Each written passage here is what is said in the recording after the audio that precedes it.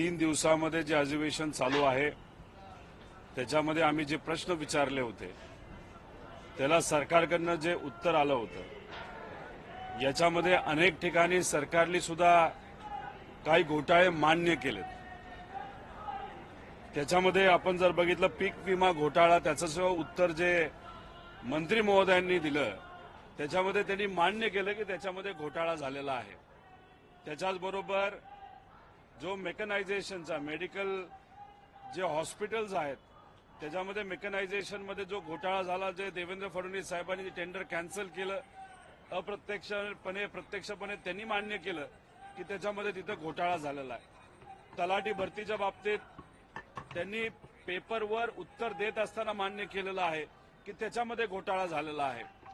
त्याच्याचबरोबर आपण जर बघितलं तर असे अनेक विषय आहेत जसं की स्टेट ट्रान्सपोर्ट त्याच्यामध्ये 2000 कोटी ते टेंडर कॅन्सल केलं त्याच्यामध्ये हे निमित्त आहे असं सांगितलं। त्याच्याचबरोबर पणन खात्यामध्ये सुद्धा नवीन टेंडर जे काढण्यात आलं ते का काढण्यात आलं कारण का पूर्वीच्या कॉन्ट्रॅक्टमध्ये घोटाळा झाला नाही तर त्याच्यामध्ये काही चुकीच्या गोष्टी झाल्या असाव्यात असं GR मध्ये लिहिण्यात आलेलं आहे। म्हणजे बऱ्याच गोष्टी मान्य केल्या आहेत पण आमचं आता सरकारला विनंती आहे नाही तर सरकारला हे सांगणं आहे की याला जे जे कोणी जबाबदार आहेत मंत्री माजी मंत्री तिथले अधिकारी त्यांच्यावर तुम्ही काय कारवाई केली हे कुठेतरी तुम्ही सांगितलं पाहिजे।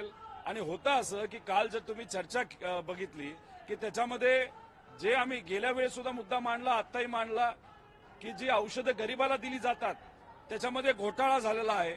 अतिशय खालच्या क्वालिटीची औषधं काही अशा लोकांकडनं घेतलेली आहेत की काही लोकांच्या ड्रायव्हरच्या कंपन्या आहेत नाही तर बेनामी कंपन्या आहेत आणि त्या औषधामध्ये आपण जर बघितलं तर जे घटक पाहिजे ते घटक सुद्धा नाहीत। म्हणजे चॉकलेटच्या गोळ्या खाल्ल्यासारखी ती औषधं आहेत त्याच्यामध्ये घोटाळा झालाय। जेलमध्ये बरीच लोक टाकलेली आहेत पण मग त्या कंपनीला ज्यांनी कॉन्ट्रॅक्ट दिला ते माजी मंत्री आणि अधिकारी यांच्यावर तुम्ही कारवाई का करत नाही तर त्याचं उत्तर ते देत नाहीत। म्हणजे ह्या सरकारमध्ये काय चाललंय तर काळा बाजार चाललाय ते फक्त एकामेकाला पाठिंबा देण्यामध्ये कुरघुड्या करण्यामध्ये त्या ठिकाणी कुठेतरी व्यस्त आहेत। त्यामुळे हे सगळे मुद्दे आम्ही आतापर्यंत अधिवेशनामध्ये आणलेले आहेत याच्याही पुढे त्या ठिकाणी लढत राहू आणि जर अधिवेशनामध्ये अध्यक्ष महोदयांच्या माध्यमातून आम्हाला बोलण्याची संधी दिली नाही तर मग मीडियाच्या माध्यमातून लोकांपर्यंत हे मुद्दे आम्ही सर्वजण नक्कीच त्या ठिकाणी घेऊन जाऊ। हे बघा आपण जेव्हा लहान मुलांना भेटतो त्यांना आपण आशीर्वाद काय देतो की छत्रपती शिवाजी महाराजांसारखा तू पराक्रमी हो असं त्या मुलाला तिथं सांगतो। म्हणजे महाराजांची प्रेरणा घेऊन तू असं काहीतरी कर की तुझी चर्चा लोकांमध्ये तिथं झाली पाहिजे। त्याच्याच बरोबर विश्वरत्न डॉक्टर बाबासाहेब आंबेडकरांसारखा विचारवंत हो असं आपण लहान मुलांना सांगतो। म्हणजे आपण तुलना कोणाशी करत नसतो आपण फक्त प्रेरणा घ्या असं त्या ठिकाणी सांगत असतो।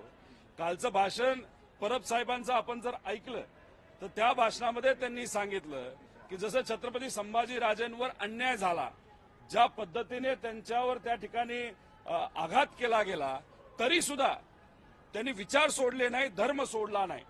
म्हणजे विचाराशी ते पक्के राहिले आणि आपल्या सर्वांचा जो विचार आहे तो कोणाच्या विचारातून प्रेरित आहे तर सर्व महामानवांच्या विचारातून प्रेरित आहे। म्हणून जेव्हा केव्हा महामानवांच्या विरोधात जर कुणी काय बोललं तर आमच्या पक्षाचा असू नाही तर कोणाचे आम्ही त्याचा विरोध त्या ठिकाणी केलाय आणि मग आपण त्या विचारातून जेव्हा प्रेरणा घेतो जेव्हा विचाराला आघात केला जातो एका विचाराला आघात करत असताना राजकीय दृष्टिकोनातून जर पक्ष फोडला जात असेल विचार तोडले जात असतील जर राजकारण तिथं समाजकारण पैसा कुठं आला नाही पाहिजे पैसा देऊन आमदार फोडले जात असेल तर विचाराला आघात होतो आणि ते बोलत असताना त्या विचारावर बोलत असताना ते जे काय प्रकरण त्यावेळेस पक्ष फोडण्याचं घडलं होतं त्यांच्यावर जो काही ईडीची कारवाई इतर कारवाई झाल्या होत्या म्हणजे त्यांच्यावर आघात झाला तरी परब साहेबांनी विचार सोडला नाही असं ते काहीतरी सांगण्याचा प्रयत्न तिथं करत होते।